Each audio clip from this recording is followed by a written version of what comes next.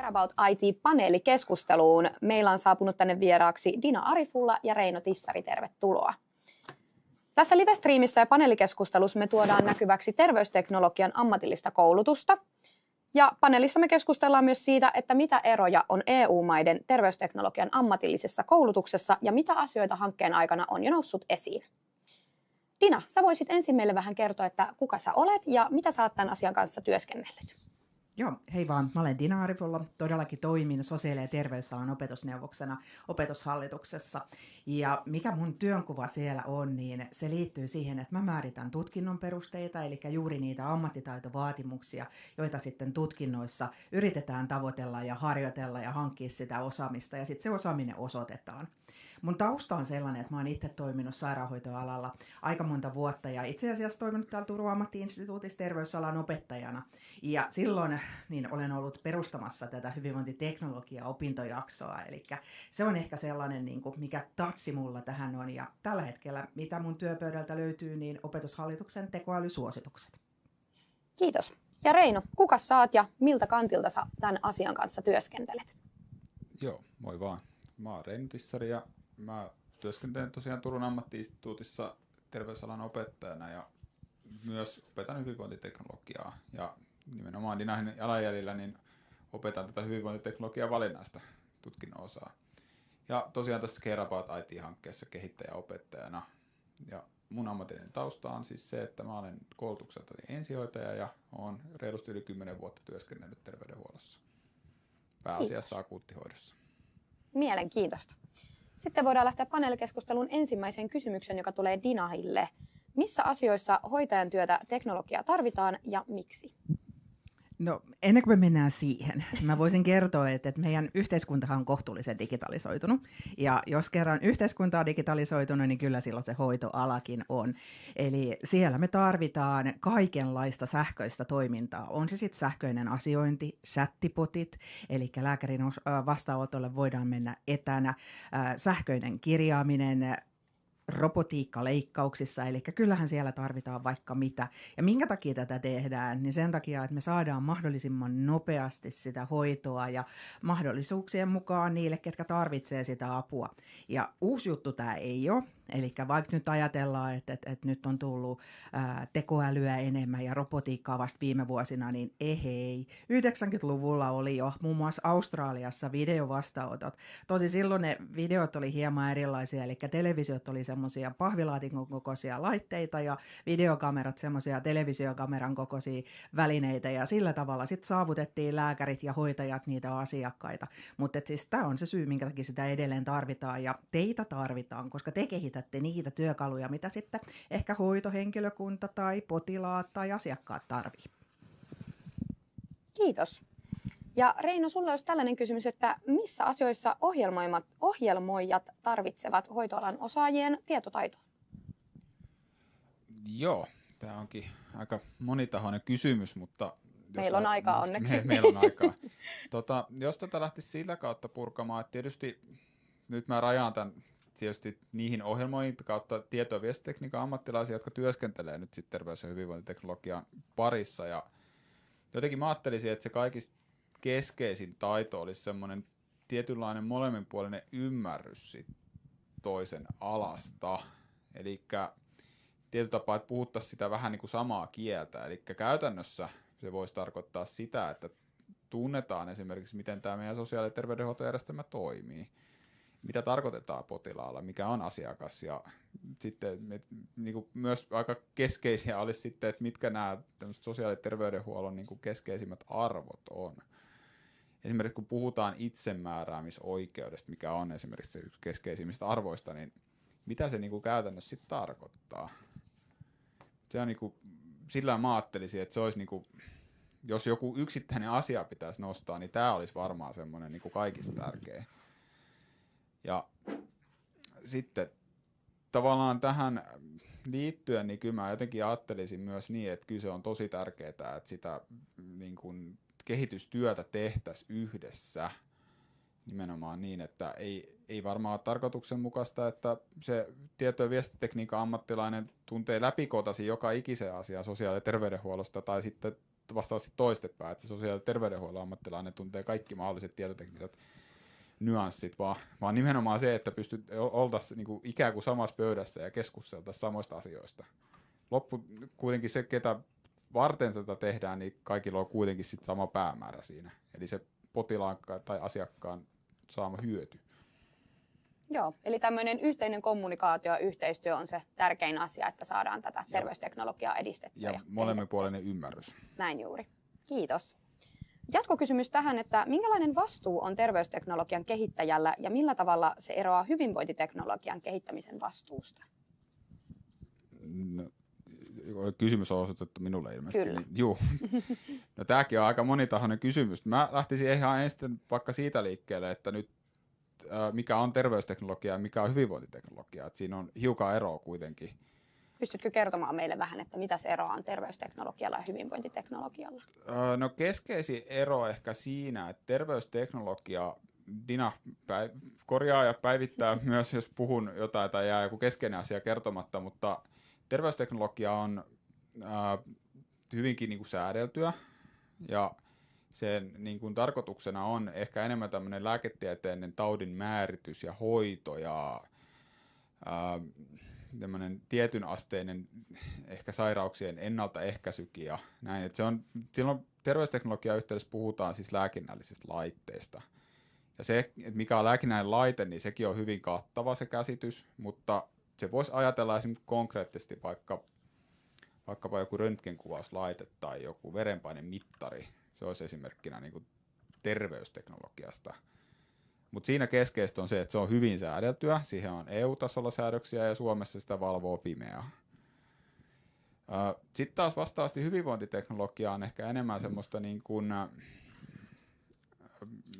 no se ei ole ensinnäkään niin säädeltyä samalla tavalla, mutta sen on niin kuin, tarkoituksena on enemmän tämmöinen niin kuin, kotona, esimerkkinä voisi olla siis kotona pärjäämisen tukeminen tai tämmöinen terveyden seuranta. Esimerkkinä siis konkreettinen esimerkki hyvinvointiteknologiasta voisi olla vaikka tämmöinen niin kuin älykello, mikä mittaa sykettä ja jota kautta sitten se ihminen saa itse tietoa siitä omasta terveydestä. Tai sitten joku vaikka ikääntyneellä henkilöllä, kenellä on vaikka käsien vapina niin voimakasta, että ruokailu on haastavaa, niin siihenkin on olemassa esimerkiksi ihan ratkaisuja. Esimerkiksi tämmöinen haarukka, joka sitten niin kuin mahdollistaa se itsenäisen ruokailun. Mutta se ei, nimenomaan hyvinvointiteknologia ei taas sitten ehkä niinkään tähtää semmoiseen taudin määrittämiseen. Ja Dinahilla on lisäys Dinahilla on lisättävää tähän. Joo, siis mä haluaisin jättää puheenvuoron tähän lisää.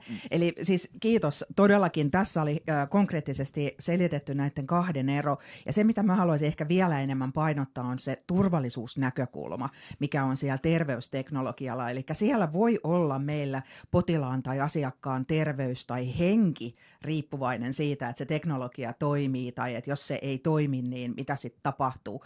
Kun sitten taas hyvinvointiteknologiassa, että jos meillä nyt jää niin kuin yhden päivän niin kuin syketaso tai huomautukset liikkumisesta saatamatta, niin ei silloin maailma hirveästi siitä kaadu. Että näissä on se, ehkä se turvallisuustekijä on tosi iso merkitys. Ja se on se syy, minkä takia sitä niin hirveästi kontrolloidaan, että sinne tehdään sitä lainsäädäntöä. Ja te nuoret, kun te olette kehittämässä näitä teknologioita, niin se edellyttää sitä, että teidän täytyy niin kuin hahmottaa, että mitkä on ne rajat siellä. Että koska kuitenkin terveysteknologia on myös yläkäsite, se sisältää hyvinvointiteknologian. Eli sitten täytyy niinku tietää, että missä mennään ja kumpaan se kuuluu. Ja sitten kun me ollaan jossain kategoriassa, niin täytyy olla tietoinen tosi paljon niistä lainsäädännöllisistä eroista. Tosi tylsi juttui, mutta sitten se taas avaa niitä markkinoita ja ehkä sitten takaa sitä, että jos se tuote on turvallinen, niin sitten se kanssa menestyy. Aivan. Oliko sulla, Reino, vielä lisättävää tähän? Minkälainen vastuu on terveysteknologian kehittäjillä ja millä tavalla se eroaa hyvinvointiteknologian kehittämisen vastuusta? Oliko tähän vielä lisättävää jommalla kummalla? No ehkä yhteenvetona, että ainakin jos konkreettisista vastuista puhutaan, niin nimenomaan ehkä tämä säätely, se tuo sen ihan konkreettisen vastuun. Toki myös yhtä lailla hyvinvointiteknologia tulee olla eettistä ja niin kuin tarkoituksenmukaista toimivaa. Mutta se terveysteknologia itsessään, jos siitä puhutaan, niin se asettaa ne erityiset vastuut siihen niin kuin lainsäädännöllisestä näkökulmasta. Joo. Ja mä olisin vielä jatkanut tämmöisellä hyvänä ajankohtaisena esimerkkinä, että tässä oli hiljattain julkisuudessa tämmöisestä tapauksesta, missä oli telemetria seurannassa, eli vuodeosastolla ollut potilas, jonka sydämen sykettä oltiin seurattu, ja siihen telemetria-laitteeseen oli tullut virhe, ei tiedetä mistä syystä, ja siellä ei oltu nähty, että sydän oli lakannut toimimasta, ja sitten siinä vaiheessa, kun henkilökunta huomasi tämän tilanteen, niin potilas oli jo menehtynyt, ja eikä voinut tilanteelle enää mitään tehdä, eli tämä on ehkä se, minkä takia siellä täytyy olla tosi säänneltyä, ja sitten ne vastuukysymykset tulee, että ketä vastaa sitten siinä tapauksessa, että jollei se laite toimi, että onko se hoitohenkilökunnan, lääkärin, sairaanhoitajan vai kenen ongelma sitten on se korjata se, ja ketä vastaa siitä sitten vastuukysymyksissä. Aivan, kiitos. Meillä on tässäkin Care About IT-projektissa ollut useita maita mukana. Tässä on Alankomaat, Italia ja Viro Suomen lisäksi mukana, eli on tullut myös tällaista kansainvälistä toimintaa. Terveydenhuollon koulutukset eroaa toisistaan maasta riippuen. Mitä eroja on noussut esiin ja mitä eri maiden välillä opetusten näkökulmasta te olette huomannut, mitä eroavaisuuksia? Dina voi vaikka aloittaa. No niin, mä ajattelin. Mä just menisin kysyä, että haluanko Reina aloittaa, mutta mä aloitan. Ylipäätänsä terveydenhuollon koulutuksessa on tosi isoja eroja eri EU-maissa. Et meillä on EU-tasolla säännelty korkeakouluissa tapahtuvaa opetusta, eli sairaanhoitajakoulua. Mutta sitten taas lähihoitajakoulutusta ei samalla tavalla ole säännelty. Se on tietyllä tasolla, tämmöisellä eurooppalaisella viitetasolla numero 4. Ja sitten sairaanhoitaja- ja korkeakoulutaso on alimmillaan kutostasolla. Ja sitten kun meillä ammatillisen koulutuksen puolella on nämä perustutkinnot, on ammattitutkinnot, ne on juurikin tätä 4. ja sitten on semmoisia erikoistavia erikoisammattitutkintoja, jotka on 5. Niin kansainvälisesti ei tällaisia tunneta, että siellä mennään 3 sinne 6 ja puhutaan ehkä samoista koulutuksista, osaamisista. Ja meillä ammatillisessa koulutuksessa me ollaan 2018 muutettu tätä koulutusrakennetta Suomessa ja me ollaan hyvin osaamisperusteisia, mikä tarkoittaa sitä, että tietyssä tutkinnossa edellytetään tiettyä osaamista tietyllä laajuudella. Ja muissa Euroopan maissa ei olla ehkä siinä osaamisperusteisuudessa samalla tavalla, vaan siellä on ehkä tehtäväorientoituneita tai sitten, että on sellaisia niin kuin tekijä- tai tieteellisiä träkkejä. Ja se niin kuin ne syyt tämän erojen taustalta löytyy aika usein kulttuurista, toimintakulttuureista, lainsäädännöllisistä ja sitten resursseista. Et Suomi on ollut pitkään tällainen koulutuksen mallimaa ja erityisesti sosiaali- ja terveysalan meidän ammattilaiset on todella vankkoja ammattilaisia. Se ei ehkä siinä arkipäivässä siellä oppilaitoksessa tunnu siltä, että teistä tulee kovan tason ammattilaisia, mutta kun te menette työelämään ja lähdette tekemään sitä työtä, niin muutamassa vuodessa teistä tulee sellaisia asiantuntijoita, että ei löydy muista maista samanlaista. Ja koulutuksen kestohan Suomessa ei ole samalla tavalla määritelty kuin joissain muissa EU-maissa. Kun meillä on tämä osaamisperusteisuus, että osa voi hankkia osaamisen vuosissa, kuukausissa, mutta osalla menee se, mitä yleensä ajateltu, että noin 3 vuotta, ja kansainvälisesti sitten taas ne on 1-6 vuoden koulutuksia, että ne on ehkä ne isoimmat.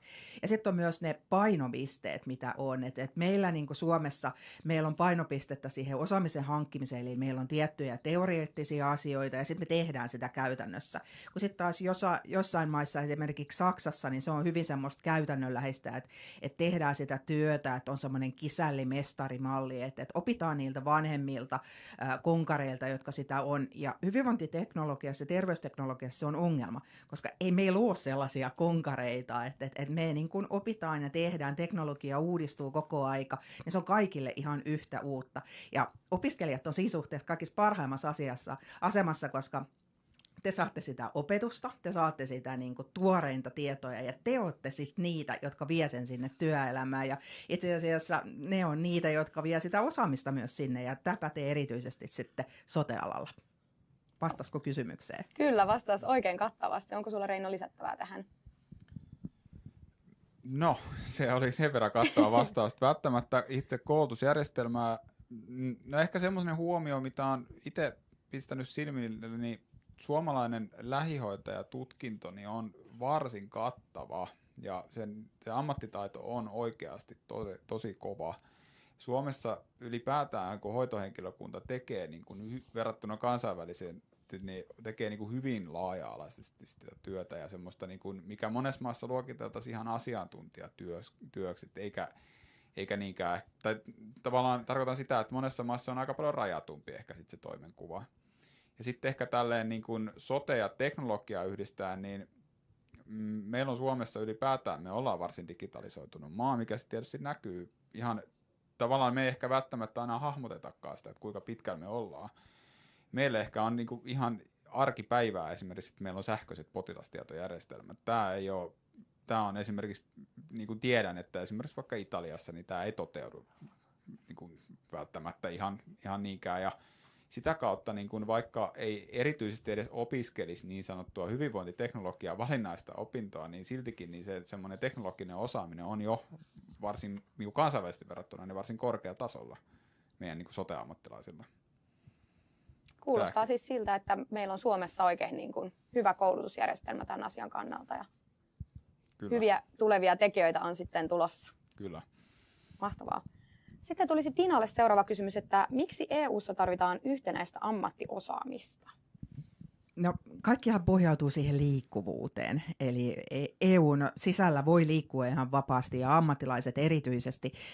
Kuten nyt tuli just tuossa esille, että meillä on sellaista ainutlaatuista osaamista, eli sellaista osaamista on jo ihan niin kuin meidän mielessä ihan niin kuin yleisellä tasolla, mikä muissa maissa voidaan katsoa, että se on jo edistyneempää teknologista osaamista. Niin tämä on semmoinen, joka tarkoittaa, että kansainvälisellä markkinoilla on ihan järkyttävä kysyntä suomalaiselle hyvinvointiterveysteknologialle. On se sitten niin kuin sieltä sote-alan ammattilainen tai teknologinen osaaja.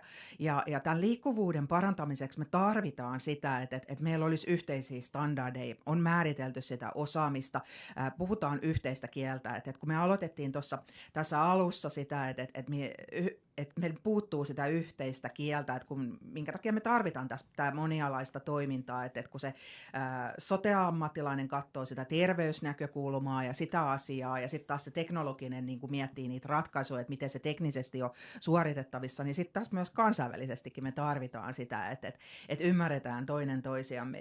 Ja mä oon ihan hirveä turvallisuusfriikki siinä suhteessa, että se myös takaa sitä potilasturvallisuutta, asiakasturvallisuutta, että kun meillä on joku tietty yhtenäinen ammattiosaaminen, niin me pystytään turvaamaan niin kuin se potilaan terveys, asiakkaan turvallisuus, vaikka me liikuttaisiin mistä tahansa maasta.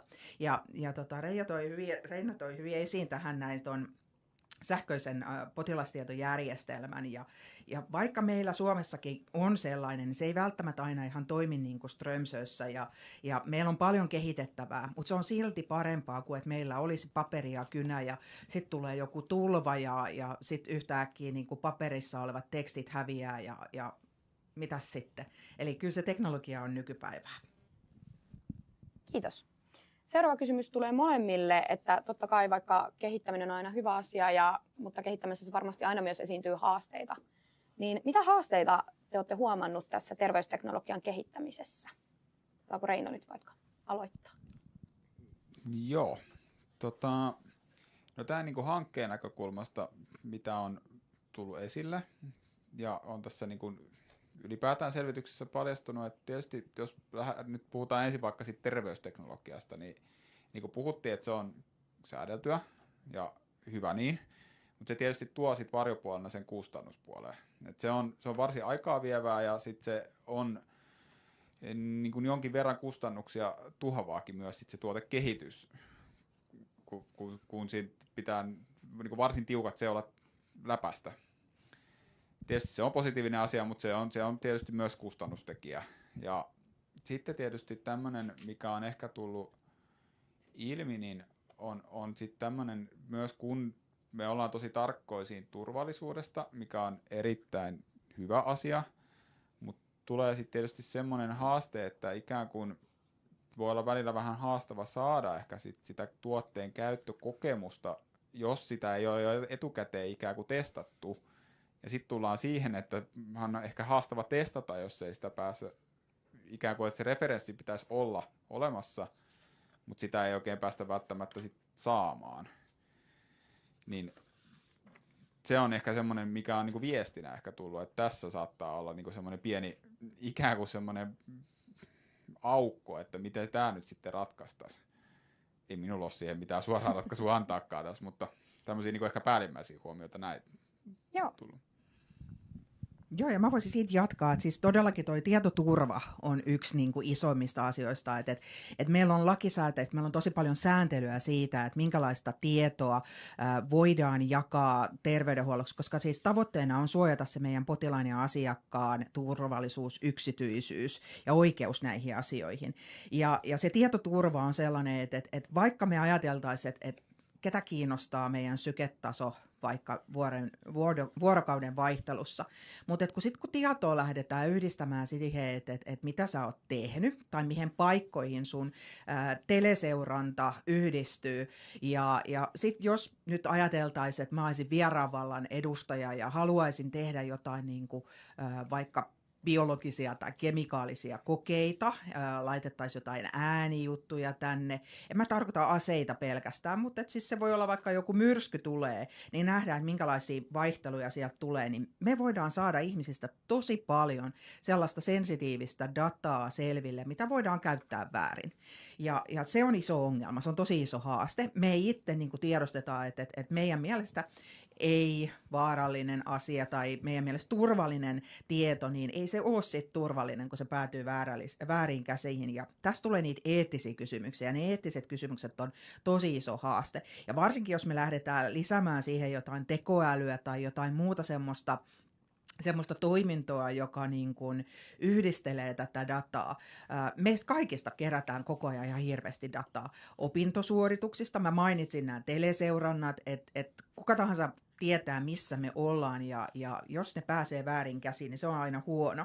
Mutta terveys- ja hyvinvointiteknologiassa iso aste myös on se, että kun me tehdään niin kuin asioita palasina, niin ne ei välttämättä sovi yhteen. Eli kun me kootaan palapeliä, niin siitä ei tulekaan yksi yhtenäinen palapeli. Eli eri järjestelmien yhteensopivuus on ongelma. Ja se tulee esille siinä, että jos vaikka ajatellaan lääkehoidon seurantaa, niin meillä voi olla joku puhelinsovellus, joka seuraa vaikka verensokeria, ja toinen sovellus, joka katsoo, että miten me ollaan lääkettä käytetty ja kulutettu. Mutta sitten hoidon yhteydessä niin me ei saada näitä tietoja purettu. Tai sitten se on hyvin monimutkaista, vie resursseja, vie aikaa, niin se ei ole tarkoituksenmukaista. Niin tämä on semmoinen ongelma, mikä mun mielestä on, ja se on helposti ratkaistavissa. Olin just kysymässä, että hei, löytyykö ratkaisua vielä, mutta se tulee täältä myös. On.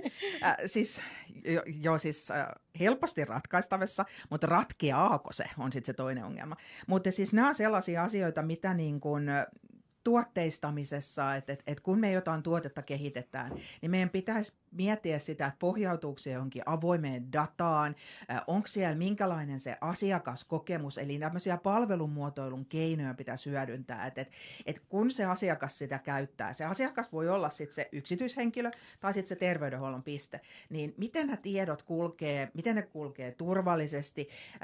Meillä aika paljon Suomessa käytetään sitä, että tutkimuksellisissa asioissa voidaan hyödyntää meidän dataa anonymisoimatonta, eli tämmöistä, että se ei ole tunnistettavissa olevaa tietoa, tällaista dataa, mutta miten paljon se sitten on kuitenkaan eettistä, koska sitten jos me lähdetään yhdistelemään, niin kyllä se sitten aika nopeasti sit se anonymisoitu datakin niin alkaa saamaan piirteitä, että sukupuoli selviytyy, asuinpaikka alkaa selviytyä, jos on joku erikoinen, harvinainen juttu, niin se voi olla, että se henkilöityykin jo aika nopeasti, että ei tarvitse hirveänkään monimutkaista teknologiaa käyttää. Et nämä on niinku isoja haasteita siitä. Mikä sun ennustus on? Uskotko sä, että tämä ongelma ratkeaa? Kun ratkaisutapa löytyy, mutta sanoit siitä, että se on sitten eri ongelma, että ratkeaako se, niin mikä sun ennustus on siitä? Joo. Mun tekisi mieli sanoa, että juu, kyllä ratkeaa. Meillä on ongelma tässä ja se ratkeaa. Mutta siinä vaiheessa, kun me ollaan ratkaistu tätä ongelmaa, niin meillä on jo seuraavat ongelmat tullut esiin. Eli meillä on semmoinen, niin kuin, se on hermeneuttinen kehä. Eli sitä kutsutaan semmoiseksi niin kuin päättymättömäksi kehäksi, että kun me saavutetaan se tietty piste, niin sitten se lähtee kehittymään jo eteenpäin. Eli tietyllä tavalla meillä on sellaisia ongelmia tulossa eteen, mitä me ei edes tiedetä tällä hetkellä, niin eihän me voida niihin ratkaisua keksiä tällä hetkellä. Ja ne ratkaisut, mitä me nyt tällä hetkellä koostetaan ja löydetään, niin ne ei välttämättä toimi sieltä. eettinen kysymys. Eli eettinenhän ongelma on juuri se, että on niinku, ratkaisuvaihtoehtoja on monia, mikä niistä ei ole täydellinen. Eli tämä on sellaista osaamista taas, mitä tarvitaan. Ja aika usein se etiikka ajatellaan semmoisena tylsänä kokonaisuutena, että moraalia, hyvää, paha. Mutta tämä on se problematiikka. Ja me ei olla Suomessa ollenkaan tämän kanssa yksin. Tämä on kansainvälinen juttu kanssa. Kyllä. Puhuit juuri tuosta, että tulevilta osaajilta tarvitaan sitten juuri ratkaisuja, osaamista ja taitoja näiden ongelmien käsittelemiseen, niin mitkä ovat lähihoitajien ja sairaanhoitajien tehtävien osaamistarpeet tulevaisuudessa, Reino? Mä voisin ottaa kyllä tämän kysymyksen, koska mä epäilen, että tämä kuuluu enemmän mun kompetenssialueeseen. Sori nyt vaan, että mä olen enemmän puheessa.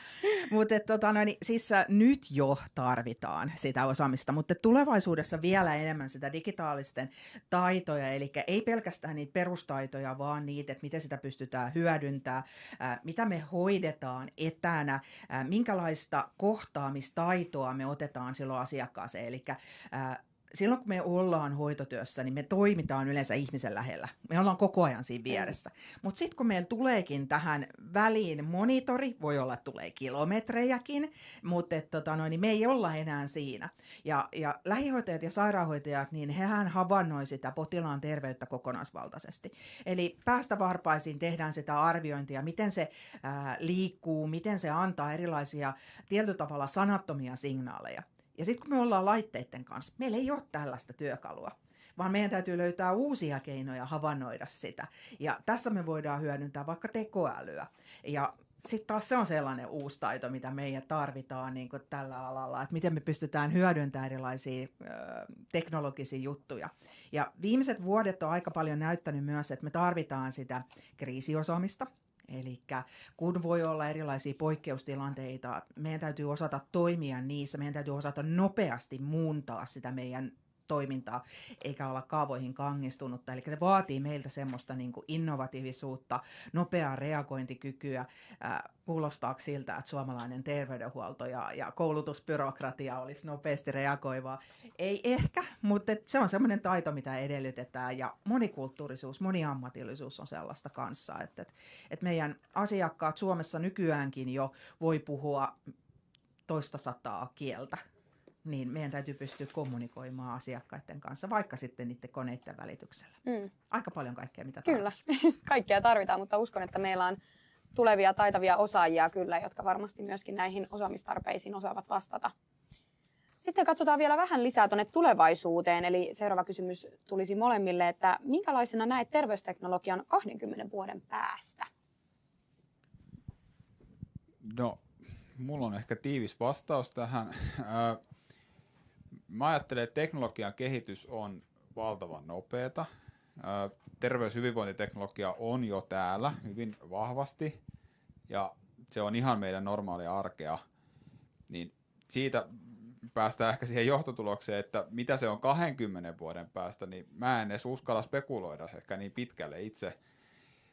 Uskon ainakin, jos jotain pitää vastata, niin sanon, että kehittynyt se on. Mä jätän tarkoitukselle ehkä vähän ympäripyöreä. Eteenpäin mennään, ihan varmasti. Jää nähtäväksi. Kyllä. Entäs Dina? Joo, ja siis sen lisäksi niin mä näen, että se on paljon enemmän integroituneempaa. Esimerkiksi joku puettava teknologia. Me voidaan havainnoida potilasta hänen vaatteiden kautta. Vaatteet voi sensoroida hänen lämpötilan vaihtoa, tai vaihtelua, hänen sykettään, hänen mahdollistaan kiputilaa tai muuta. Ja kun me ajatellaan sinne 20 vuoteen eteenpäin, niin se näyttää semmoiselta, että kenelläkään meillä ei ole semmoista kristallipalloa, että me tiedetään, että miltä se näyttää. Me voidaan katsoa vaan koko ajan taaksepäin tai nykyistä hetkeä. Ja jos me mietitään 20 vuotta taaksepäin, me puhutaan silti 2000-luvusta. Ja me ollaan jo Suomessa oltu silloin teknologian huippumaa hyvinvointi- ja terveysteknologiassa, ja silloin meillä on ollut käytössä täällä älypuhelimia ja sellaista teknologiaa, mitä ei ole ollut vaikka siitä 20 vuotta taaksepäin. Ja jos mietitään vaikka jotain robotiikkaa, niin ensimmäiset robotiikat hoitotoimenpiteisiin ja terveysalalle on tullut 60-luvulla. Ja jos me mietitään, että kuinka monta vuotta 60-luvusta on, niin se on ihan järkyttävän pitkä aika. Ja sitten kun me tiedetään, että samaan aikaan teknologinen edistyminen on tapahtunut silleen, että ehkä viimeiset 30 vuotta on ollut nopeampaa, niin 20 vuotta eteenpäin, niin en mä tiedä. Se voi olla, että meillä on leijuvia sairaaloita ja hoito tulee sinne potilaan luokse. Itse asiassa tulee nyt jo dronien kanssa, mutta en mä tiedä, se on ehkä semmoinen, että sitten se pystyy enemmän sitä laaja-alaista ja reaaliaikaista ja rajat ylittävää terveyden ja sairaanhoitoa ja hyvinvoinnin tukemista. Et mä itse ainakin haluaisin olla silloin katsomassa ja kokemassa ja miettimässä just tätä hetkeä, että me ollaan täällä pohdittu, että oi minkälaista se on. Ja en mä tiedä teistä, mä oon 80-luvulla ollut nuori, niin mä oon lukenut Akuankkaa ja Akuankassa on ollut semmoisia niin kuin lentäviä autoja, jotka lentää 2024 vuonna tyyliin. No ei meillä ihan vielä ole lentäviä autoja, mutta kyllä meillä on skuutteja. Että kyllähän ne melkein on samanlaista. Että katsotaan, mitä me sitten 20 vuoden päästä eletään ja koetaan. Kyllä, innolla jäämme odottaa ja toivottavasti muistetaan justiinsa tämäkin sitten, tämä projekti ja hanke, että silloin mietittiin, että mitä on tulossa. Jatkan Dina sulle vielä seuraavalla kysymyksellä. Puhuttiin jo tuosta, että millaisia osaamistarpeita näiltä tulevilta tekijöiltä halutaan, mutta minkälaista sitten sisäistä paloa tarvitaan terveysteknologia-innovaatioiden keksijöiltä? Joo, me vaaditaan, kauhea sana tälleen sanoa, mutta siis se mitä yleisesti vaaditaan, niin täytyy olla luovuutta, täytyy olla visio ja mitä hullumpi visio tällä hetkellä se on, niin sitä todennäköisempää se on kaikista paras. Miettikää nyt vaikka 80-luvulla, 70-80-luvulla ajateltiin, että se olisi tosi hienoa, kun meillä olisi semmoinen tietokone, joka ei olisi 4-5 metriä tonne suuntaan ja 4-5 metriä tonne suuntaan, vaan se voisi olla jopa sellainen, että mahtuisi semmoiseen metri kertaa metri kuutioon. Mitäs meidän kädessä tai taskussa tällä hetkellä löytyy? Sieltä löytyy se tietokone puhelimen koossa tai kellon rannekkeesta, eli vaaditaan sitä luovuutta. Täytyy olla innovatiivisuutta. Tarvii myös tietoa lääketieteestä, terveystieteestä, lainsäädännöstä, vähän katsoa, että mitä siellä tapahtuu muutoksia, minkälaisia muutoksia tulee ja ennakoida sitä, että nyt esimerkiksi EU teki loppukesästä tekoälydirektiiviin omat suositukset, että mitkä on ne asiat, mitkä ohjaa sitä toimintaa, niin pitää olla tuntemus tällaisista ja kyky ajatella sen niin kuin käyttäjän kannalta, että ei sitä, mitä hän tarvitsee tänään tai huomenna, vaan mitä hän tarvitsee sitten ehkä 5 vuoden päästä, koska meidän täytyy muistaa se, että teknologiset jutut, niin vaikka me keksittäisiin idea tänään, niin se ei ole asiakaskäytössä puolen vuoden päästä tai vuoden päästä. Rahoituksen saamisessakin menee jo oma aikansa, niin meidän täytyy pystyä ajatella sinne tulevaisuuteen. Mä olin tuossa muutama viikko sitten semmoisessa EU-seminaarissa ja me käytiin näitä asioita läpi, että kaikki maat pohtii, että mitä olisi se seuraava juttu ja yritetään yhdessä keksiä sitä ja ehkä semmoinen niin kuin se sisäinen palo tulee siitä, että kun tulee se hullu idea silloin aamuyöllä, voi olla, että on vähän pössissä tai ei, mutta semmoinen idea, että hei, tämä juttu voisi olla hauska kokeilla ja ehkä testata ja sitten se usko itseensä, että ajaa sen läpi harmaan kiven, että me tiedetään, että Bill Gates on aloittanut autotallista, me tiedetään, että Steve Jobs on ihan samalla tavalla tehnyt, ja heillä on kuinka kertaa sanottu, että tyhmä juttu. Elon Musk on hyvä esimerkki kanssa, että kuinka kertaa hän on niin kuin työnnetty alas ja sanottu, että no way. Ehkä tarvii olla sitä sinnikkyyttä siihen, että kun tulee se idea, niin se ei ole välttämättä valmis, se jalostuu ajan kanssa, mutta että uskoo, että kyllä tästä hyvä tulee. Ei mahtavaa. Vielä nopeasti saatte molemmat heittää jotkut pienet terveiset tai mitä haluaisitte sanoa niille opiskelijoille, jotka tässä kisassa on mukana. Ihan nopeat terveiset sinne tai mitä odotatte heitä tai mitä tsemppiä lähettäisitte sinne? No näin mentorin roolissa voin sanoa, että toimintaa on ollut ilo seurata ja te olette erittäin hyvällä mallilla ja mä oikeastaan vielä tässä vaiheessa vaan innolla odottamaan niitä teidän ideoita. Te olette oikein hienossa mallissa. Joo, ja eikä tarvitse sitä kuuta taivaalta. Siis mä nyt ehkä provosoisin sitä, että keksikää joku oma juttu. Mutta ei se tarvi olla mistään tuolta kaukaa tulevaisuudesta, vaan joku käytännön juttu. Et mä itse tässä olen muutama vuosi sitten opiskellut gamifikaatiota, eli niin kuin pelillistämistä, ajatuksena sitä, että miten pystyttäisiin opettamista kehittämään. Ja siellä meillä oli hackathonia ja meidän idea voittikin sen, ja siellä me lähdettiin ihan sellaista käytännön ratkaisua, mikä juuri sillä hetkellä olisi toimiva. Ja se, että kun te lähdette pizzaamaan, niin myykää se idea, miettikää sitä käyttäjän näkökulmaa, että mihin se sitä tarvitsee, mitä hyötyä siitä on. Ja se ei välttämättä tarvitse olla toteutettavissa, koska tekniikkakaan ei ole välttämättä tällä hetkellä sellainen, mutta siellä täytyy olla niitä aiheita, mihin suuntaan menee. Että tämä on ehkä sellainen juttu. Ja toi on sellainen, mitä mä teen sitten taas omassa työssäni, että yritän mahdollistaa, että teiltä löytyisi ne ammattitaitovaatimukset ja sitten sellaisia tukimateriaaleja, että te saatte sitten ihan rauhassa innovoida ja kehittää näitä juttuja yhdessä. Tsemppii kilpailu. Ja näillä terveisillä ja sanoilla saadaankin tämä paneelikeskustelu sitten loppuun. Kiitos Dina, kiitos Reino. Tämä oli oikein opettavainen ja kattava keskustelu. Ja varmasti siellä sai myös opiskelijat paljon hyviä vinkkejä, että mitä teiltä oikein sitten tulevaisuudessa vaaditaan.